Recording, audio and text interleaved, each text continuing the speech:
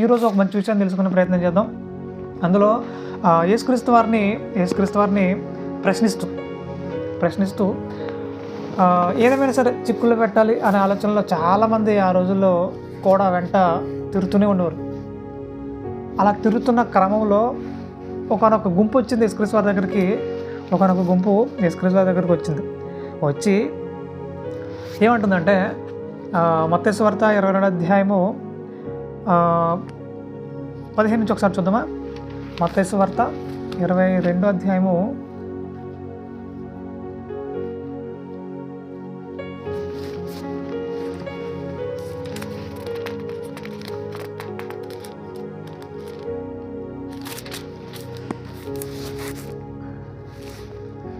అప్పుడు పరిసయ్యులు వెళ్ళి మాటలలో ఆయనను చిక్కుపరచవాలని ఆలోచన చేయొచ్చు. ఏమట మాటలు ఆయన ఏమైనా సరే చిక్కు పెట్టేయాలి, ఆయన్ని కక్కలకు మింగలకు చేసేయాలి. ఏదేమైనా సరే ఇంకా ఆయన నా వల్ల కాదు, నేను దీనికి సమాధానం చెప్పలేను అనాలి, లేదంటే ప్రభుత్వం వ్యతిరేక కింద మనం ముద్ర చేయాలి అన్నట్టుగా వాళ్ళు బాగా ప్లాన్ చేసుకుని ఆయన దగ్గరికి వెళ్ళారట. అలా వెళ్ళి వాళ్ళు ఏమంటున్నారంటే, అంటే ఈరోజు చాలామంది ఎలా ఉన్నారంటే ఏదేమైనా సరే మాటలు చిక్కుపెట్టేసి ఎదురుని ఎదలు చేసేయాలి. ఈ ఆలోచన విధానం ఏమాత్రం కూడా మంచిది కాదు, అసలు ఏమాత్రం మంచిది కాదు. అంటే ఎదలు చేస్తే మీకేమొస్తుంది? నిజంగా చెప్తున్నా, మీకు ఒక ₹1,00,000 కలిసి వస్తుందంటే చేయండి. ఎదురుని మీరు ఏదైనా చేయండి. మీకు 10 పైసలు కూడా కలిసి రాదు, ఖచ్చితంగా మళ్ళీ చెప్తున్నా, మీకు శాపం అది. వీలైనంత మట్టుకు వాక్యం ఏం చెప్తుంది తెలుసా? నీ సహోదరుని ప్రేమించు, అలాగే ప్రోత్సహించు అంటుంది. ప్రోత్సహించు అంటుంది. మరి మనం ఏం చేస్తున్నాం? ఎవరిని ఎదలు చేయాలా, ఎవరిని కించపరచాలా, ఎవరిని అమలుపరచాలా? మరి దీనివల్ల ఏంటో పైసెస్ కానుందో నాకు అర్థం కావట్లేదు. తప్పండి, అది ఆలోచన విధానం అసలు ఏమాత్రం మంచిది కాదు. ఎవరిని కించపరిచే ప్రయత్నం చేయకండి. మీకు వీలైతే ఏం చేస్తారు? ప్రోత్సహించే ప్రయత్నం చేయండి, పురుకొల్పే ప్రయత్నం చేయండి, అలాగే హెచ్చించే ప్రయత్నం చేయండి. అప్పుడు ఖచ్చితంగా ప్రతి ఒక్కరు మీకు అభిమానిస్తూ మీకు అనుకూలంగా ఉంటారు. ఇలా కించపరిచే ప్రయత్నం చేస్తే మీకు వ్యతిరేకంగా ఉండడం తప్ప ఏముంటుంది? తర్వాత వాళ్ళు చాలా బాధపడతారు. ఆ బాధను కానీ దేవుడు ఒకసారి చూసాడా, మీకు గట్టిగా ఉంటుంది కోటింగ్. అంటే దేవుడు పట్టించుకోవడం మట్టుకు ఒక రకంగా ఉంటుంది, దేవుడు పట్టించుకుంటే మరోలా ఉంటుంది. కాబట్టి ప్రేమైన వాళ్ళు ఎందుకు కొందించుకోవడం, కొరుమితో తలగొక్కడం అవసరమా అంటారు కదా. సో అలా ఇలా వ్యతిరేకమైనవి దైవక వ్యతిరేకమైనవి వద్దు, మనం చేయొద్దు. ఎవరిని చిక్కుపరచాలనుకోవద్దు, ఎవరిని కించపరచాలనుకోవద్దు, ఎవరిని తక్కువ చేసి మాట్లాడొద్దు. అది మన పని కాదు, క్రైస్తవులుగా మన పని కాదు. ఓకే, క్రైస్తవులుగా మన పని ఏంటి? ప్రేమించడం, ప్రోత్సహించడం, ఇది మన పని. సో ఈ విధంగా ముందుకు అడుగులేసే ప్రయత్నం చేద్దాం. ముఖ్యంగా ఇక్కడ ఉన్న పరిసయ్యుల గుంపు ఆయన ఏదేమైనా సరే మాటల్లో చిక్కు పెట్టేయాలని బయలుదేరారట. అలా బయలుదేరి వాళ్ళు ఏం చేస్తున్నారంటే చిక్కుపరచవాలని ఆలోచన చేయొచ్చు. బోధకుడా, నీవు సత్యవంతుడవై ఉండి దేవుని మార్గం సత్యముగా బోధించుచున్నావనియు, నీవు ఎవరిని లక్ష్య పెట్టవనియు, మోమాటం లేనివాడవనియు ఎరుగుదుము. ఏమంట?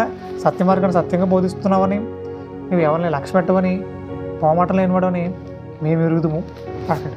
అంటే ఇప్పుడు చిక్కు పెట్టాలంటే ఏం చేయాలి? ఫస్ట్ పొగడాలి. అలా పొగిడేసి ఏం చేయాలంటే నెక్స్ట్ క్వశ్చన్ అడగాలి, తక్కువ సమాధానం చెప్పేస్తాడు, పట్టేసుకుందాం. ఇలా అంటే ఉరియొడ్డవాళ్ళని అనే మాట రాయబడింది బైబిల్ గ్రంథంలో. ఇలా ఉరియొడ్డవాళ్ళు మన చుట్టూ ఉంటూనే ఉంటారు. అంటే ఎలా అయినా సరే చిక్కుపరిచేయాలి, వీడికి ఎలాగైనా సరే ఊరిలో పెట్టేయాలండి. తర్వాత వాడు ఆ ఊరిలో పడిపోయి చిక్కుకొని ఇంకెలా కొట్టుకుంటుంటే ఆహా అనే ఆనందించే పైశాచిక ఆనందాలు చాలామంది కలిగి ఉన్నారు. సో అది ఆ విధానం మంచి పద్ధతి కాదు. ముఖ్యంగా ఇక్కడ యేసుక్రీస్తు వారిని కూడా పొగుడుతున్నారు. అంటే పరిసయ్యులు యేసుక్రీస్తుని పొగడడం ఏంటి అంటే, తర్వాత చిక్కుపరచాలంటే ఇప్పుడు ఇలా రెచ్చగొట్టాలి. చాలామంది రెచ్చగొట్టేసి పాపం చేయించాలనుకుంటారు. క్రైస్తవులుగా మనం చేయాల్సిన పని ఏంటి తెలుసా?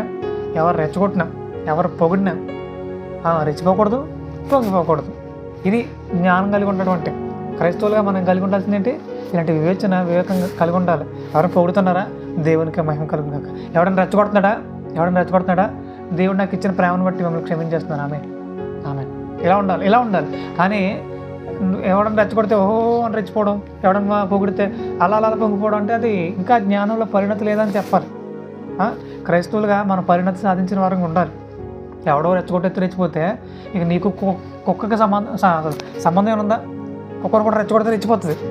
సో నువ్వు కూడా రెచ్చిపోతున్నావు దాని అర్థం ఏంటి? మరి చెప్పాలంటే అదే. కాబట్టి నేను పనిగట్టి నేను అనట్లేదు, బైబిల్ చాలా విషయాలు క్లియర్ చేసింది.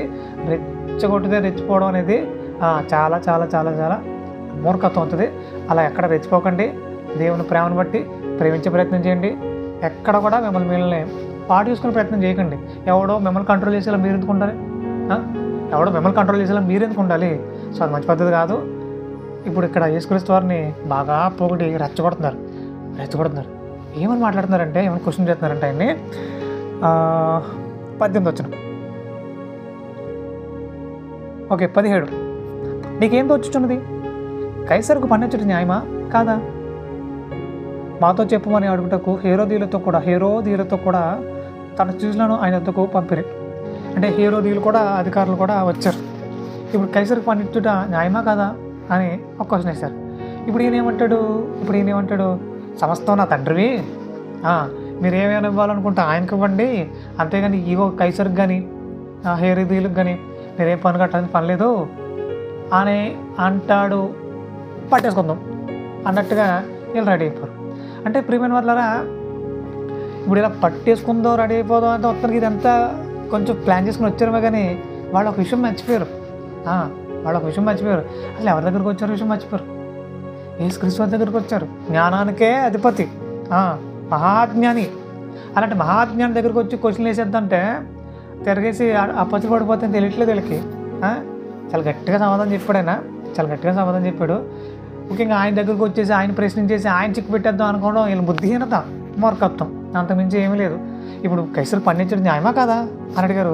ఇప్పుడు న్యాయమే అని అనుకో, మరి ఇవన్నీ ఎందుకు? మరి పండించాలంటే మరి ఇప్పుడు నువ్వు ఎందుకు కట్టట్లేదు, నువ్వు పన్ను ఎందుకు కట్టట్లేదు, ఇలా క్వశ్చన్ చేద్దామని. ఒకవేళ మరి అలా పన్ను కట్టద్దు అంటే ఇదిగో హేరోదీయులు కూడా వచ్చారు అధికారులు, మరి పన్ను కట్టదంటే నువ్వు ప్రభుత్వ వ్యతిరేకవి, అరెస్ట్ చేసి తీసుకెళ్ళిపోండి, ఇలా ఎలా అయినా సరే ప్లాన్ చేద్దాం చూశారు. ఇప్పుడు ఆయన ఏమంటున్నాడు? యేసుక్రీస్తు వారు సమాధానంగా ఏం మాట్లాడుతున్నారు అని ఒకసారి చూడగలిగితే, యేసు వారి చెడుతనం విరిగి ఏమంటారు కదా, అదే చెడుతనం, మూర్ఖత్వం, బుద్ధిహీనత అంటారు. ఎలా అయినా సరే చిక్కు పెట్టాలి, ఎలా అయినా సరే అరెస్ట్ చేయించాలి, ఒక చెడ్డవాడని ముద్ర వేసేయాలి.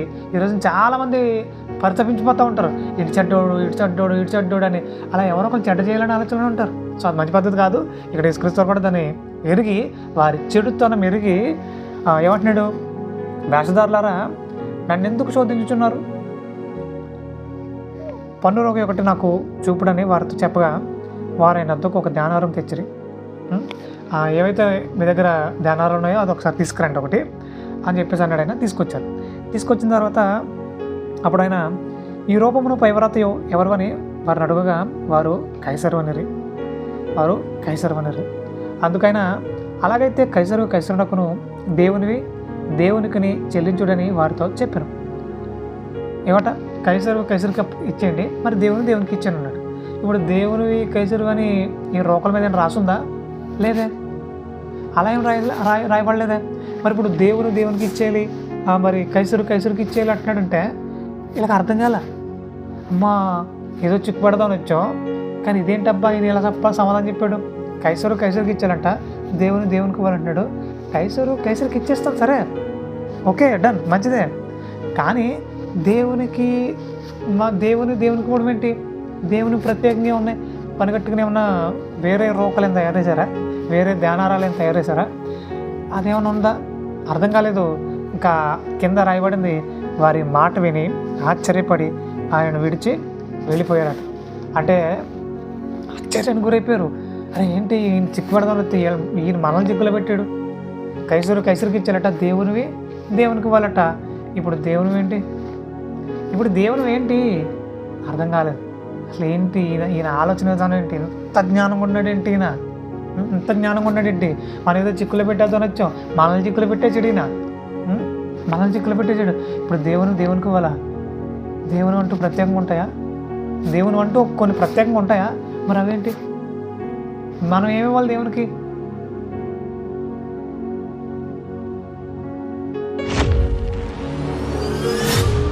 ప్రియ స్నేహితులారా, సమాజంలోని మనుషులు రకరకాల వాటి కొరకు పరుగులు తీస్తున్నారు. ఆనాడు అపోస్తుడైన పౌలు గారు తన చివరి దశలో మాట్లాడుతూ, నా పరుగు కడముట్టించితిని అంటున్నారు. అంటే క్రైస్తవులుగా మన పరుగు పరలోకానికే కావాలి అనే ఆలోచనతో మైండ్ రన్ టు హెవెన్ అనే నినాదమే మా ఈ ఛానల్ ఉద్దేశం. God bless you.